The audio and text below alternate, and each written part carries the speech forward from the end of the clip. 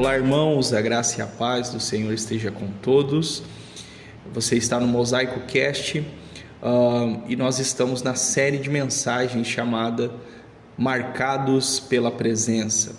Esse sermão tem por título Aprendendo a Honrar a Presença de Deus. Esse foi o terceiro sermão da série de mensagens e nós estamos adaptando ele aqui em formato de podcast para você se relembrar, você repensar no que foi falado, ou você que não participou do culto ter acesso a essa mensagem, tá bom? O texto base se encontra no segundo livro de Samuel, no capítulo 6, do versículo 1 ao 19.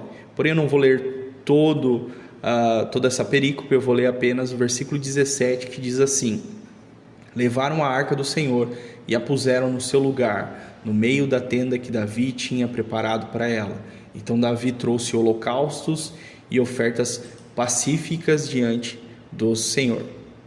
Bom, nós estamos progressivamente, por esses dias, evoluindo na nossa compreensão acerca daquilo que Deus deseja no que se refere à adoração ao seu nome.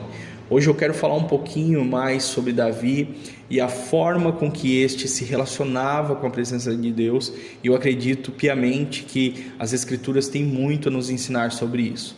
Bom, quando falamos de Davi, nós estamos falando de uma das figuras mais emblemáticas da Bíblia Sagrada. Não existe nenhuma outra pessoa na Bíblia que é conhecida ou tida como o homem segundo o coração de Deus. Na história da salvação, Deus teve muitos amigos. Podemos citar aqui Abraão, Enoque, Noé, Moisés, mas somente Davi é chamado de um homem segundo o coração de Deus. E nós precisamos entender o peso disso. O que é de fato ser um rei segundo o coração de Deus, ou um homem segundo o coração de Deus? O John Piper, ele diz que Davi foi chamado de um homem segundo o coração de Deus, não porque ele era um homem perfeito, mas porque a sua vida apontava para o coração de Deus. Por isso, a maior façanha de Davi como líder não foi ter vencido Golias, não foi ter liderado um exército de homens extraordinários chamados ou conhecidos como os valentes de Davi, não foi ter liderado Israel em várias campanhas bem-sucedidas. A maior vitória ou a maior façanha, a maior virtude de Davi como um rei, como um homem, foi ter priorizado a glória de Deus, a ponto das narrativas do Antigo Testamento usarem Davi como uma espécie de arquétipo de adoração e de obediência ao nome do Senhor. Você vê nas Escrituras os reis que sucederam Davi, quando estes se desviavam dos caminhos do Senhor, quando eles adoravam ídolos, cometiam atrocidades. Deus, através dos profetas, usava Davi como referência. Deus dizia, através desses homens, aos reis iníquos: porque você não andou no caminho de Davi, porque você não fez como Davi fez, você não me adorou como Davi me adorou, não serviu como Davi me serviu. E a pergunta é: como que Davi chega nesse lugar de se tornar um referencial de adoração? Davi chega nesse lugar porque ele era violentamente apaixonado pela presença de Deus. Ele vai priorizar a glória de Deus.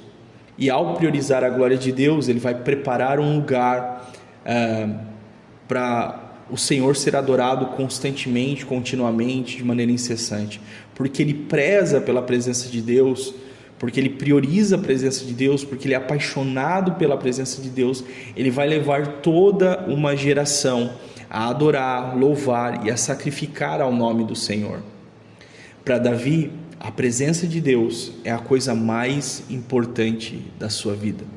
A presença de Deus era para Davi aquilo que realmente importava, a coisa mais importante da sua vida. A pergunta que nós precisamos nos fazer por esses dias é: o que é importante para mim? O que é importante para você? O que você tem como algo mais importante da sua vida, da sua existência ou da sua história? Eu sei que de prontidão, diante dessa pergunta hipotética, nós respondemos de maneira automática: Deus é o mais importante para mim, Jesus é o mais importante para mim. Ou seja, nós temos as respostas teológicas corretas. Só que o que prova ou a prova real sobre o que é mais importante na minha vida não se dá através daquilo que eu falo, daquilo que eu prego ou daquilo que eu canto. O que realmente é importante para mim, na verdade, é o que eu busco. Essa é a prova real, o que eu estou buscando. No que eu tenho gastado a minha vida buscando todos os dias. No que eu tenho gastado os meus recursos buscando todos os dias. A definição do conceito importante é aquilo que nós importamos para dentro de nós. O importante para nós é aquilo que buscamos com todo o nosso coração. Não é à toa que Jesus diz: onde está o seu tesouro, aí estará também o seu coração. Ou seja, o que você tem como importante ou o que você tem buscado mostra onde verdadeiramente está o seu coração. E o que aprendemos a analisar as Escrituras é que o tesouro de Davi é o coração de Deus. O tesouro de Davi, ou seja, aquilo que ele busca de maneira incessante, constante, com todas as suas forças, é a glória do Senhor, é a presença manifesta do Senhor. Isso fica evidenciado quando Davi centraliza o culto em Jerusalém. Após conquistar a cidade dos Jebuseus, Davi torna Jerusalém a capital do seu reino, a capital política do seu reino. Mas Davi quer tornar Jerusalém não somente a capital política, mas principalmente a capital espiritual de todo o reino unificado de Israel. Davi quer que Jerusalém seja a cidade do Senhor, a cidade de Deus, que Deus, através da sua presença manifesta, esteja ali com ele, ao lado do seu palácio, reinando juntamente com ele. O objetivo de Davi é preparar um espaço geográfico onde o nome do Senhor fosse invocado perpetuamente, continuamente por todos os povos, começando por Israel. Davi quer preparar um lugar de habitação para o Senhor, um lugar para o seu descanso. Isso fica evidenciado no Salmo 132. Ele retrata este anseio, ainda que não tenha sido escrito por Davi. O salmista consegue trazer à tona, trazer à luz o coração de Davi nesse objetivo. O Salmo 132, no verso 4, diz: não darei sono aos meus olhos, nem repouso às minhas pálpebras, enquanto não achar um lugar para o Senhor, uma morada para o poderoso Deus de Jacó. Logo na sequência, nos versos posteriores, fala-se do lugar de descanso que Davi tem como objetivo de preparar ao Senhor. Como assim lugar de descanso? Por acaso Deus se cansa, Deus se fadiga? Descanso aqui, essa expressão no original hebraico, está em consonância com as narrativas criacionais de Gênesis capítulo 1 e capítulo 2, que diz que depois de Deus criar todas as coisas, o texto diz que Deus descansou. Descansou aqui não é porque Deus estava cansado, não é porque ele estava fadigado.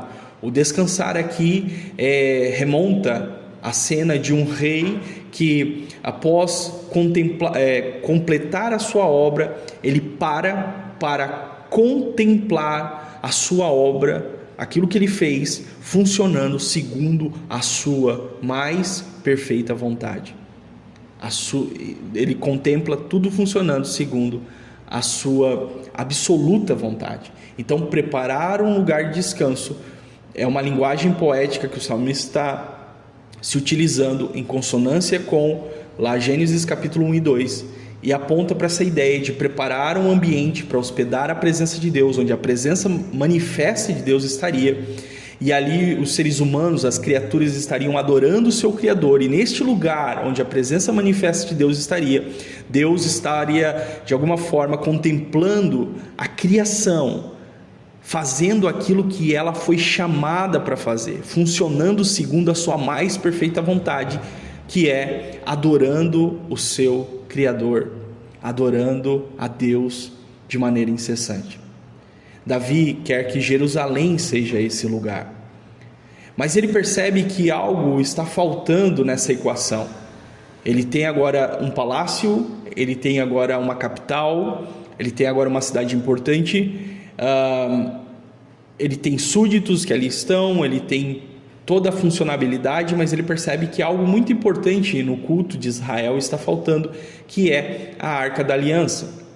A Arca da Aliança é o símbolo máximo da presença de Deus no Antigo Testamento. E esse utensílio, na verdade, ele estava perdido, ele foi perdido na história. Ele foi perdido numa época de muita instabilidade, no final do período chamado período dos juízes. Quem que perdeu a Arca da Aliança, que era o símbolo máximo da presença de Deus? Quem perdeu foram 2 jovens chamados Ofni e Finéias. Eles eram filhos do sacerdote Eli. Eles eram sacerdotes no tabernáculo de Siló. Depois que Israel se sedentarizou na terra prometida, o lugar do culto, o lugar da adoração em Israel se tornou a cidade de Siló. E ali, então, Ofni e Finéias, juntamente com seu pai, o sacerdote Eli, desempenhavam as suas funções sacerdotais. A Bíblia diz que estes jovens, eles eram maus. 1 Samuel, no capítulo 1 e 12, diz que eles desprezavam o Senhor. O que é desprezar? Desprezar não é odiar, é simplesmente não atentar ou não dar o devido valor para algo. O único compromisso que eles tinham era vir ao tabernáculo, desempenhar o seu serviço religioso, as suas atividades que envolviam sacrifícios e ofertas. Mas o que o texto nos transmite é que eles viviam diante da presença de Deus, mas não davam o devido valor a essa presença. Porque eles eram ministros, eles eram sacerdotes tão imprudentes que eles mal esperavam terminar as suas funções sacerdotais para cometer várias atrocidades. A vida de Ofni e Finéias aponta para um estilo de vida muito perigoso, de pessoas que trabalham para Deus, que servem, que estão inseridas em um contexto religioso, em um contexto de igreja, mas não têm um relacionamento genuíno com o Senhor.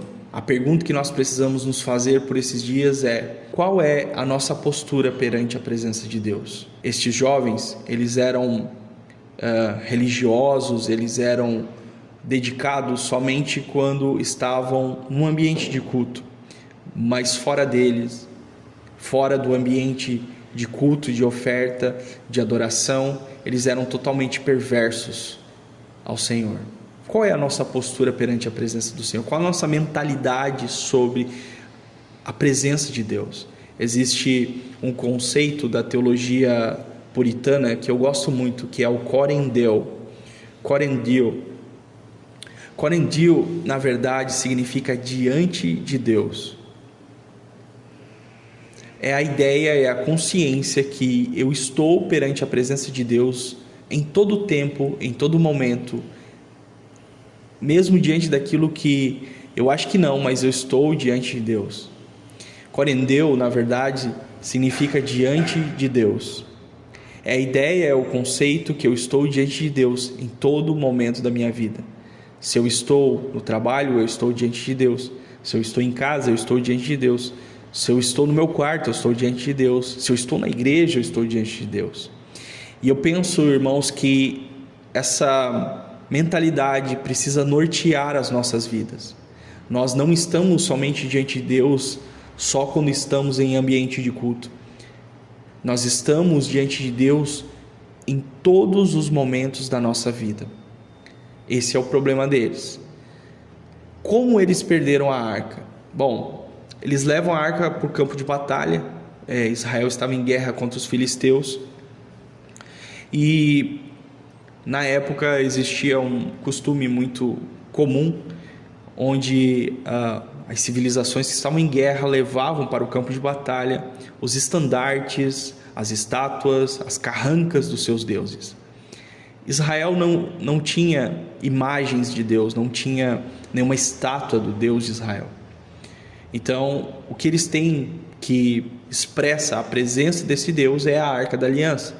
Então, numa atitude desesperada, talvez sem consultar as autoridades do seu povo, sem consultar o próprio Deus, eles pegam essa arca e levam para o campo de batalha como se a arca fosse um amuleto da sorte, como se fosse um utensílio mágico, como se fosse um apetrecho místico. Repito, eles não consultaram a Deus, eles simplesmente fizeram tudo segundo a sua própria vontade e segundo as suas próprias ideias. Eles levaram a arca e Deus permitiu que eles sofressem uma derrota vergonhosa. Deus permitiu que a arca fosse roubada. Por que Deus não atendeu o pedido de Ofni e Finéias? Não parece algo legítimo. Eles estão mostrando para os filisteus que o seu Deus é maior. Eles estão mostrando aos filisteus que realmente eles têm também uma representação desse Deus que criou todas as coisas. Por que Deus não atende? Pelo simples fato de que Ofni e Finéias, eles estão tratando Deus como um ídolo, como um Deus pagão. Veja, como que se dá a relação de um idólatra com o seu ídolo? O idólatra, ele sempre tenta a manipulação, ele sempre tenta manipular o seu Deus, para que o seu Deus, para que a sua divindade faça aquilo que ele, idólatra, quer que a divindade faça. A adoração do idólatra é uma adoração superficial, carregada de segundas intenções, barganhas e tudo mais. Agora, Ofni e Finéias querem que Deus atenda os seus pedidos. Agora eles querem que Deus realize os seus desejos. Mas viviam uma vida de imoralidade, uma vida de roubo, uma vida de desrespeito com seu pai, desrespeito com seus irmãos, com a sua comunidade.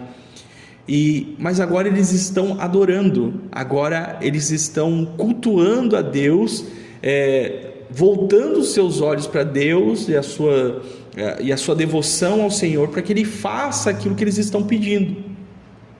É ou não é tratar Deus como um ídolo? Por isso, irmãos, a importância de nós conhecermos a Deus. Quando o conhecemos, entendemos quem Ele é.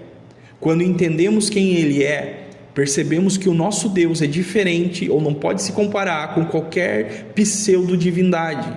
A grande diferença do Senhor para outras pseudo-divindades é que a adoração que Deus requer dos seus adoradores não está destituída de uma vida com Ele. Pois Deus, antes de aceitar a nossa fé, a oferta, a nossa adoração, Deus precisa me aceitar. Deus precisa aceitar a você.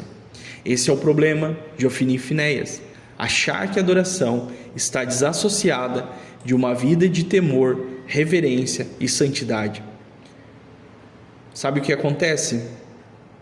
Naquele dia eles sofrem uma derrota vergonhosa, eles morrem, a arca é roubada, o mensageiro corre até a cidade para avisar Eli, o sacerdote, dizendo que os seus filhos foram mortos, a arca foi roubada, Israel perdeu a batalha. Eli, ouvindo a notícia, ele cai da cadeira, quebra o pescoço e morre. A mulher de Finéias estava grávida e ela, ouvindo todas essas notícias terríveis, ouvindo que a arca foi roubada, que seu marido foi morto, seu sogro está morto, que Israel perdeu, então ela entra em trabalho de parto e ela dá à luz a um menino e ela coloca o nome do menino de Icabod, que significa foi embora a glória de Israel. A arca vai parar no território dos filisteus, lá acontecem vários juízos da parte de Deus, eles não conseguem conviver com essa presença, com essa glória, eles devolvem a arca para o território de Israel. A arca vai ficar esquecida por muito tempo, lá na casa de um homem chamado Abinadab. Nesse meio tempo, Saul assume a posição de rei. Em nenhum momento Saul pensa em reformulação, em reestruturação do culto, de restaurar, de resgatar a arca. Saul só pensa unicamente em se manter no poder, em se perpetuar no poder. E aqui está a diferença entre Saul e Davi. Saul amava o poder, Davi amava o Senhor. Então passa-se o tempo, Davi chega então à posição de rei. Voltamos ao início da história. Davi centraliza o culto, centraliza a capital e ele decide, como uma das suas primeiras atitudes como rei, resgatar o que se havia perdido. Davi reúne todo Israel, cerca de 30 mil pessoas que ali estavam. Muita festa, muito louvor, muita adoração. Ali existem vários instrumentos, harpas, liras, símbolos, que são instrumentos de corda, instrumentos musicais. Havia muita boa intenção, muita adoração. Mas a primeira tentativa de buscar a arca dá muito errado. Por quê?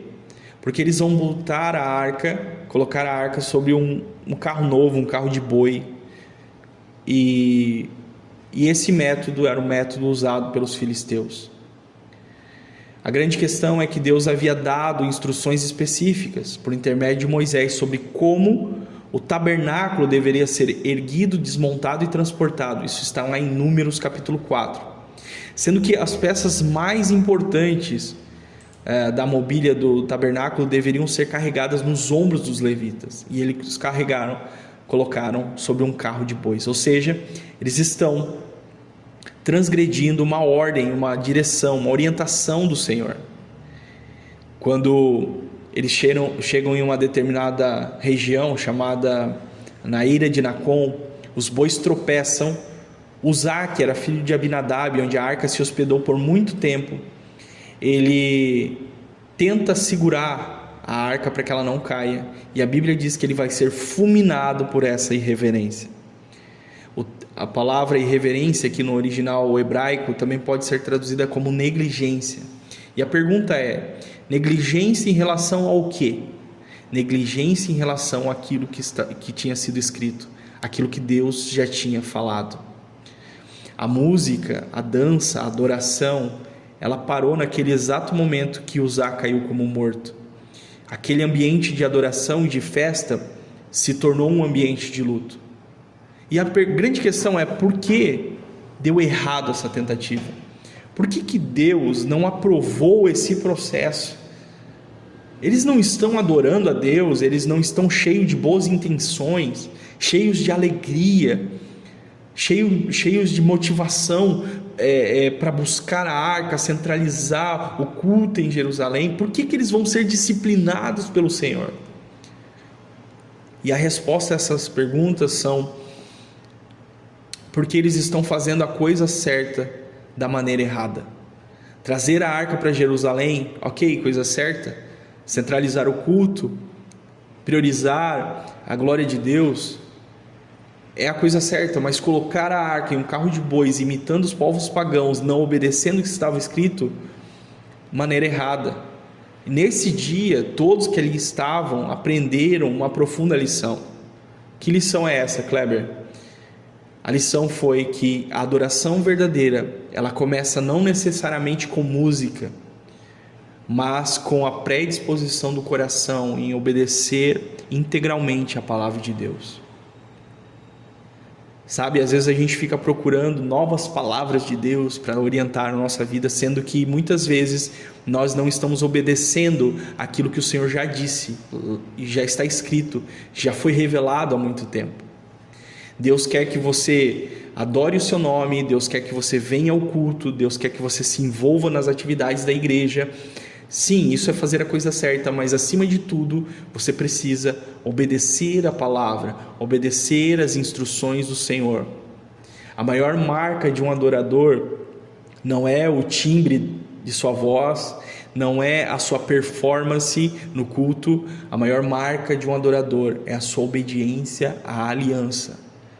Quando você faz a vontade de Deus, mesmo diante de um contexto de provação e dificuldade, você obedece a palavra. Quando ninguém está te olhando, onde você tem a oportunidade de pecar ou se deixar levar pelo pecado, mas você resiste porque sabe o que está escrito, sabe o que Deus já te orientou, sabe o que Deus orientou para a sua vida, para a igreja. Você preserva isso, mesmo diante da tentação.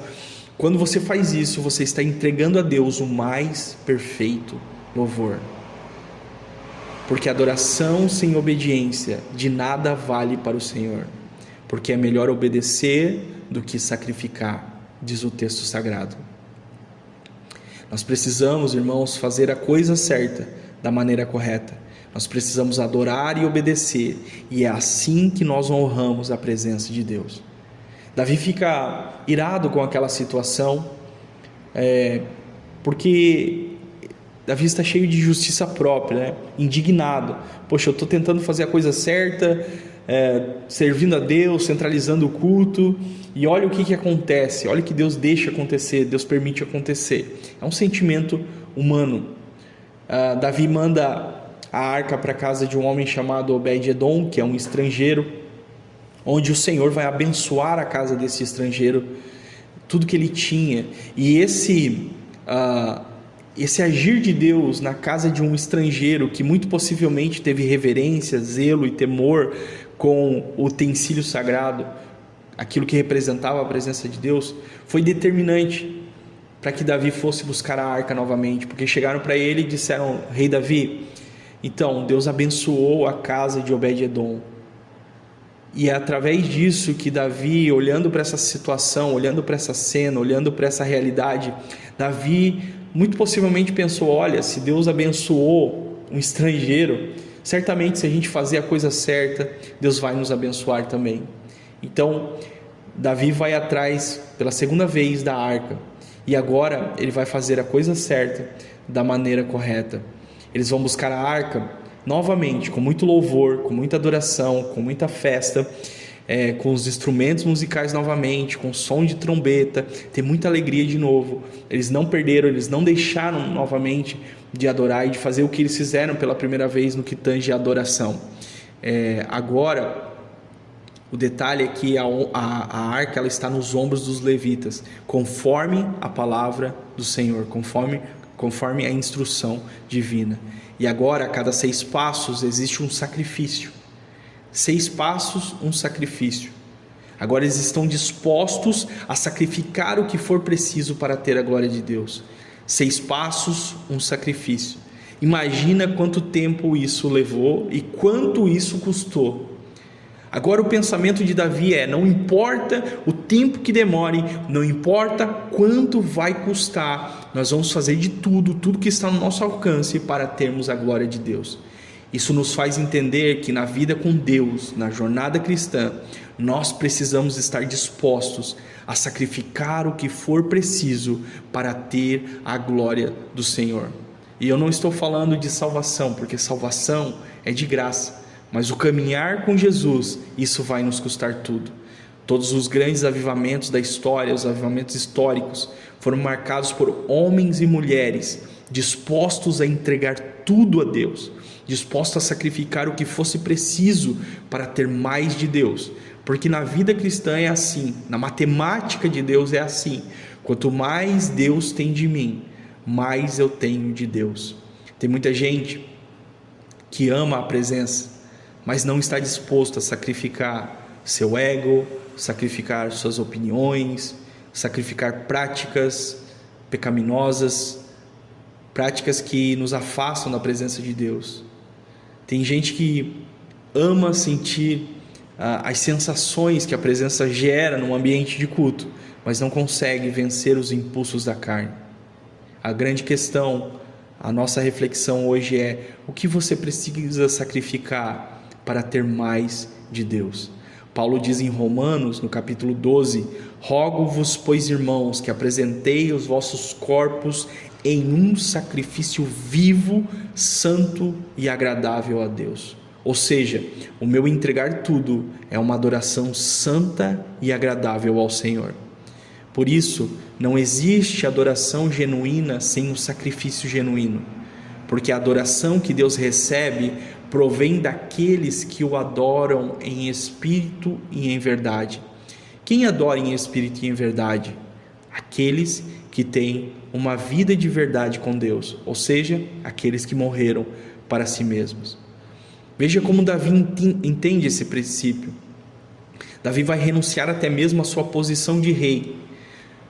Ele vai tirar as suas vestes reais, vai tirar a sua coroa, e diante da presença de Deus que agora está voltando, está chegando em Jerusalém, está voltando para Israel, agora ele está pulando e dançando de alegria, de fervor, de satisfação.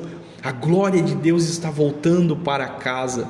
Davi rasgou seus títulos, Davi quebrou o decoro, deixou a sua posição.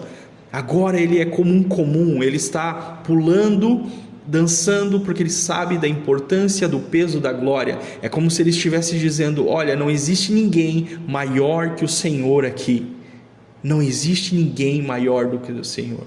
Agora a glória está sendo restabelecida com paixão, está sendo restabelecida com obediência, está sendo restabelecida através do sacrifício vivo do seu povo. A glória está voltando para Israel.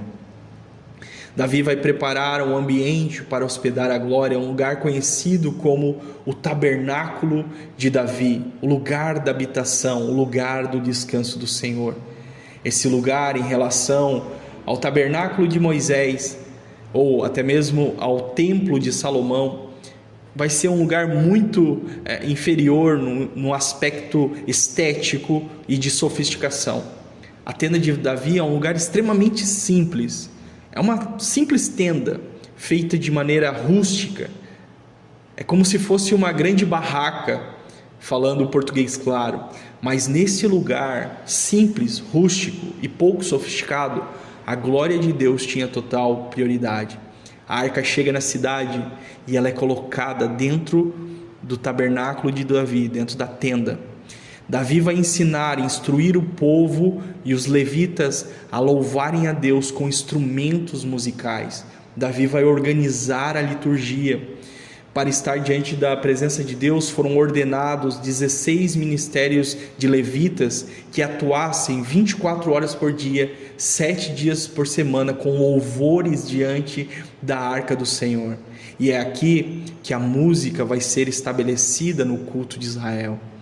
É desse contexto que surgem os grandes salmistas como Asaf, os filhos de Corá, Jedutum, Emã, e vários salmos que nós conhecemos e amamos hoje foram compostos aqui nesse ambiente de glória, um ambiente de adoração incessante.